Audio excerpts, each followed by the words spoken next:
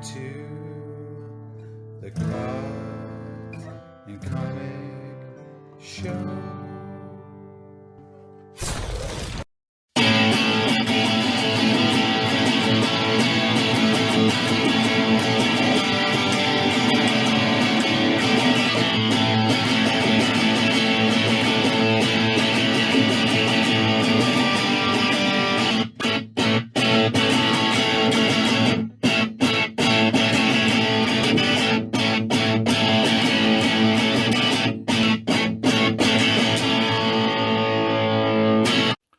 Welcome back to Cards and Comics, guys. I have another sports card mail day. And it's going to be a mixed sports type and years and just whatever I got in the recent couple of weeks. I want to share with you before it all piled up. Now, I'm going to start the video with a pet peeve of mine. And I've talked about it quite a bit. So, I've done videos about it, but I want to show people what I'm talking about for sure. This is a no doubter what I'm talking about, because after the National, I decided I am going to try to slowly put together the T3 set. I know that sounds crazy in the pre-war, guys. I've never tried to put a pre-war set together. I've thought about E95. I thought about T227 because it's got like 5 cards. But I really want to do the T3 set because I just love the cards. And in low condition, they still look great. Now, so I went out and I bought myself a T3 card after I got back from the National. This is Roger Breshnahan. This is the checklist pack. So for people who have been on my channel for a little bit, I have a pet peeve about SGC cards. And the number one pet peeve I have with them is that the holder for certain cards damages the cards. And I pointed out that the T3 holders are the worst because they're very flimsy and they allow cards to slip under the insert. And so I thought maybe they had the problem solved. I haven't bought a T3 card from anyone in a long time. And so I bought it, because again, a lot of cards from the set are in SGC holders. So you don't really have a lot of choices sometimes. If you want to collect the set, you're going to have to buy SGC cards. If you can't, from a price point or availability, always choose PSA. And in some cases, I do think SGC does a better job on some of these pre-war cards than PSA. But then I got it home and I kind of, opened it, kind of looked at it, here. I'm like, okay. But this bothered me. There's a big gap here. And then, of course, I turn it over and then I see this. Do you see what I see, guys? This card is underneath the insert. Just like I talked about in my prior videos.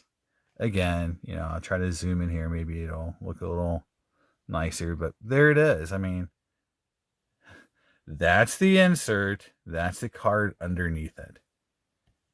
It's just, you can see a rolled edge there on that card. Do you see that?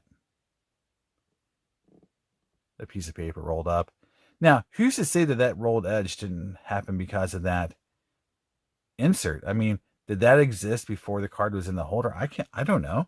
All I know is that it's underneath the holder, and again, people who are big SGC apologists will tell me like, well, it's a 1.5. It probably doesn't affect the condition.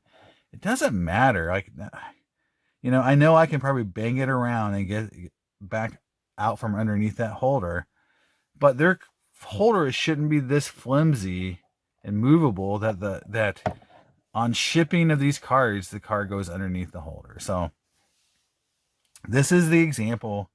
And again, I didn't buy this hoping that I would get a card that was like this. I bought this card because I'm putting the set together.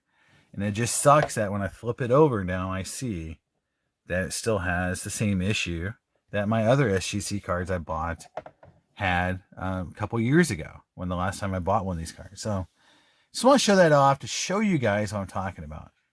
You know, this is something they need to fix. They got to do better on these T3 cards because so many of these cards are graded by them. It does make me leery of buying anything that's above a certain grade. Like, would I buy a PSA 4 Cy Young, or sorry, SGC 4 or SGC 3 Cy Young or Mathewson for my set if when they show up, the card is underneath the holder and it is more damaged than when I bought it? So that's just a fear of mine. So I'd love for, and I need to probably reach out to SGC to have this conversation with them, because I feel like me and a few people are talking about this, but not a lot of people are really pushing SGC hard to change their holder. And especially for these kind of cards, because this is just ridiculous. I keep seeing this over and over and over. So that's my PSA, my first big pet peeve of the day. So there you go. I'll get off the soapbox and I'll move on to just cards after this. So here is some vintage cards. Started with my big pre-war pickup that was kind of disappointing after seeing the back of it. But here we go. Starting here at 62 tops, PSA 7. This is Jim Bouton rookie card. I'm a big fan of Jim Bouton, honestly, after reading Ball 4, Ball 5, just seeing a bunch of things about Jim Bouton. I really like him in terms of just what he provided, in terms of being someone who just did things differently. He was a very interesting guy. He helped start Big League Gum, Big League Chew, I guess, the shredded chewing tobacco gum. I mean, did a lot of interesting things. So I think Jim Bouton, his story is very interesting. He got kind of blackballed from the Yankees because he wrote Ball 4. Mickey Mantle really hated him. If you watch the documentary about, there's a documentary about the first, I think it's a Seattle minor league team. He actually came back and made a comeback where he threw a knuckleball, and he actually was on that team, the Battered Bastards or something. It's like that. I'll have to put it in the video, the name of the documentary, but he's in that, and he's on that team because he was trying to make a comeback, and he actually came back and pitched in the major leagues like in the 70s, well after his first retirement, throwing a knuckleball. So very interesting guy. Next up is a 61 Ernie Banks.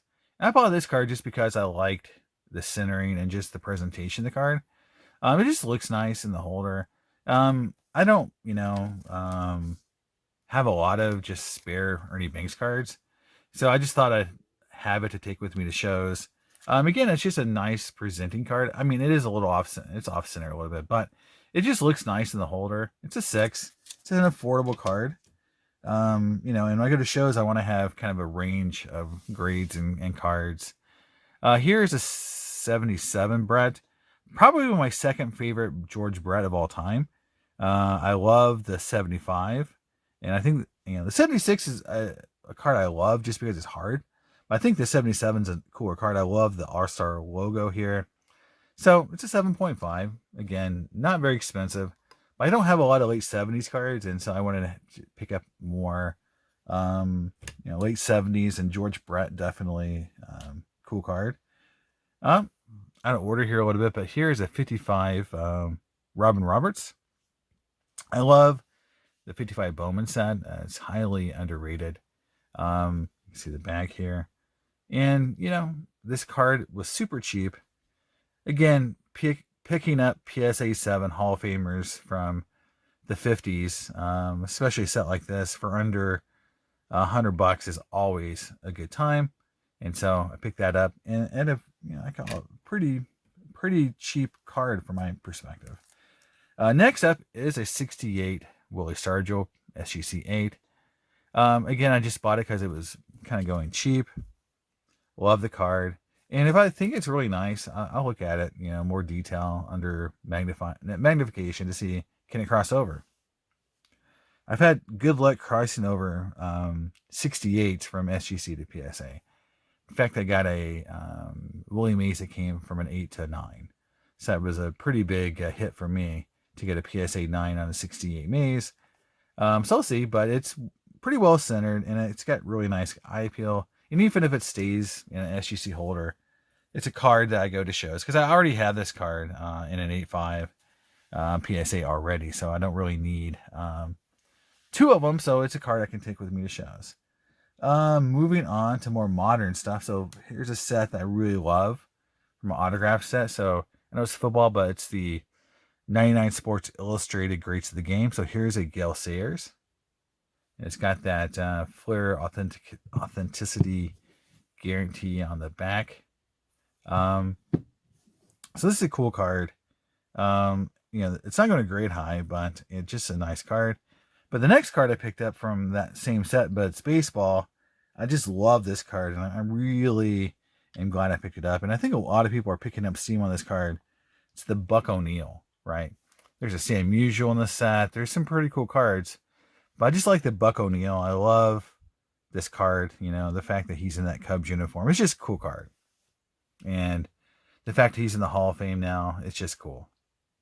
And again, but it's actually in a holder that's too big for it.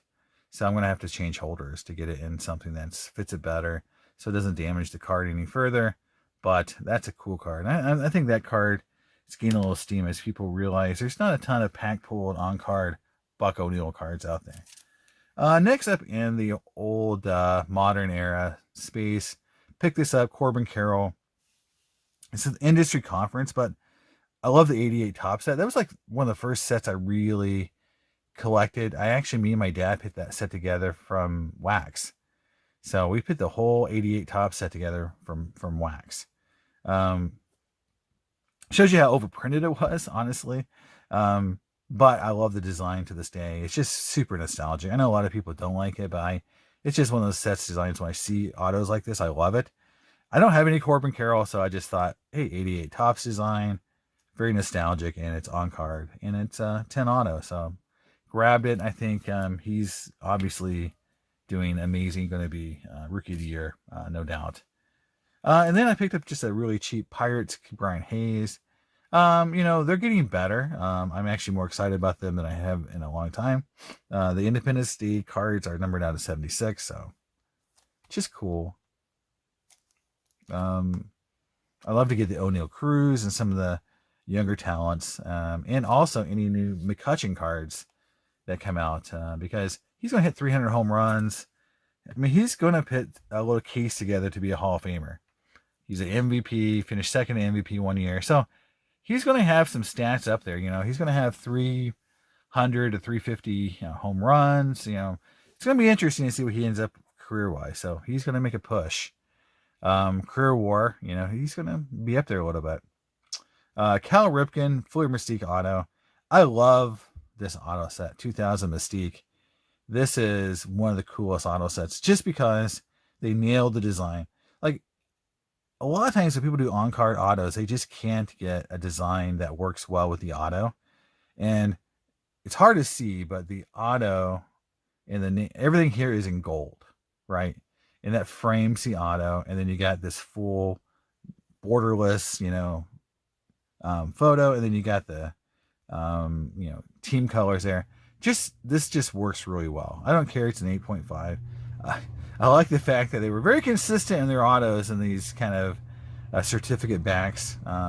But one of the coolest auto sets, I think, from just design perspective, this 2000 Mystique. And I don't have a lot of Ripken autos, so that was cool to pick that up. I thought pretty cheap.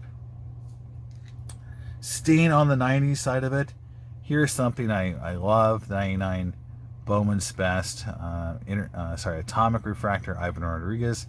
Hall of Famer, it's a mint 9, and you can see numbered 26 out of 100.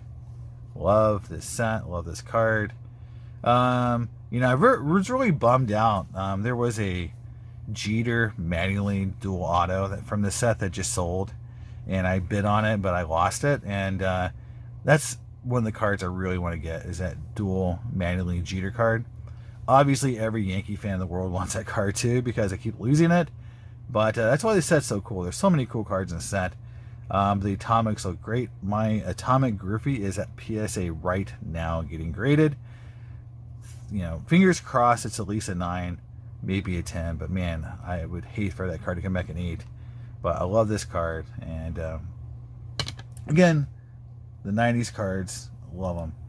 And I just did a video about 90s cards, so go out and check it out. Really, my biggest point in that video was that, it's not just Griffey and it's not just, Frank Thomas and the top tier guys that are starting to go up. I'm starting to see guys, Maddox, Chipper Jones, other players go up too. So the point of the video is just like, hey, 90s baseball cards are starting to really take off across multiple levels. And I think football will eventually get there too. So this came out of, when I buy boxes of cards to open, I do some research on the sets. So I'm actually looking for the Sports Illustrated box, to buy, to open on my channel. And I saw these Dominators are pretty tough to pull. I think it's like 101 and 144 packs. These are acetates, so that's cool. And they're embossed. So I don't know if you can see that texture. So it's embossed, it's acetate, 144 packs, and I think I picked this up for $19. And I'm going to do a video pretty soon where I'm going to talk about undervalued 90s sets and cards. Not really like players, but just undervalued inserts and parallels from the 90s that, to me, are really awesome cards, but they just don't have the the built-in fan base for those cards because they're from like Sports Illustrated, or they're from Pacific, or they're from Leaf, and so they're not the standard sets that everyone loves. They're not refractors, or they're not from EX 2000, those really high-end products, not from Metal Universe. But there are some really cool sets for the 90s that people forgot about. And look how much technology is in this one card. It's embossed, or it's not die cut. It'd be cool if it was die cut, but it's also acetate, and again, pretty rare to get, and it's like $20. So that's an example of there are still a lot of cards out there that are very cool and still pretty cheap, even for Griffey. Next up is a really cool card. Now, the bummer on these cards is that you would think by now Topps would know to number gold refractors, but they did not number the 2002 chrome gold refractors. But beautiful card. It's in a mint 9. Just again, I mentioned there's insert sets that are undervalued because of just what they are. We all know that this is refractors are insanely popular, but Griffey as a red is not insanely popular. He's the equivalent of a Washington Wizards Michael Jordan, but I do feel like it's a little harsh because he spent almost, I think I have to go back and look at the numbers or at bats, but almost as much time as a red as he did a Mariner. So I mean, I think it's a very short-sighted for collectors to be like, oh well, like red stuff is terrible. I think he's got a lot of cool cards as reds that I think people should look at. And honestly, like if you want to find some undervalued cards, that's a lot of his really hard to find red stuff is pennies on the dollar compared to some of his Seattle stuff. And then last but not least is probably the biggest card. I've got a few more Griffies coming in that are pretty big. I've got one in specific. But, throughout the remainder of the year, I'm not going to be getting tons of these big Griffey cards. I'm going to be grading Griffey cards. So you'll be seeing those videos. But I'm probably not going to be having like multiple huge Griffies and, every month. It's going to be very, it's just the end of the year. I'm going to be selling, curating the collection, grading stuff. So this one, I was able to basically take all the stuff I flipped on Check Out My Cards and dump it into one card, which is going to be my strategy, is to take my Check Out My Cards, I know I'm going to do a video about that as well to show you kind of what I've been selling there and the money I've been accumulating there and dumping it into 90s cards. And I dumped a lot of it into this one card. I love this card. This is, I mean, just crazy. I was able to get it. And I know it's not super low numbered, but the set's insanely popular. It is the Credentials Ken Griffey Jr. And this year, so this is, I believe, 97, they did it differently. So in some years, they do credentials and essential credentials based on the card number. Like, let's say there's 200 cards in a set. The credentials would be like out of 160, and the essential will be numbered out of 40. They would kind of go in reverse numbering order. So, you could have, but if this card was number 200, then his credentials will be numbered out of 1, and his essential, it reverses. It's just a really weird way of doing it. This year, what they did was all credentials are numbered out of, and it's covered by the eBay thing, but numbered out 299. So this is serial numbered 299. The essential credentials, which has that really cool, almost like fireworks looking motif, shiny foil. Those are numbered out 99. Now I just bought a Score. I think it's a Score Platinum card that has that exact same foil motif. So it was really funny because back in the day, the manufacturers were all buying the same kind of materials. So you could buy a card that was basically a 1 in 5 insert with the same foil as someone was using for their huge hit. And I saw that. I'm like, oh, that's kind of funny. So I'll point that out when I get that card, because it's basically the essential credentials foil, just in a very cheap card. But this card, again, numbered on 299. I've just never thought I would get this card, honestly, because these are starting to just become massive. Even though it's $2.99, just people love the set. This is, again, foil acetate. You can see the hand behind it. Just a really cool design. Beautiful card. I love how when you flip it over, you get that reverse effect. It's just really, really fun card to own. And I've never, never thought I'd own this card. So I'm super happy. I was able to kind of pick this card up along with some other cool Griffies. Trying to, again, diversify as much as I can in the 90s. So you're going to see in the future some videos where I show some different players for the 90s. And when I do my check out my card video, showing you what I've been selling, what I've been buying, I think you'll see that pretty much in spades. That I've been, diversifying a little bit in the 90s. So, but here it is, my main mail day, my main guy, Griffey, along with some cool vintage cards. Hope you like it, and I'll see you next time in Cards and Comics. Bye.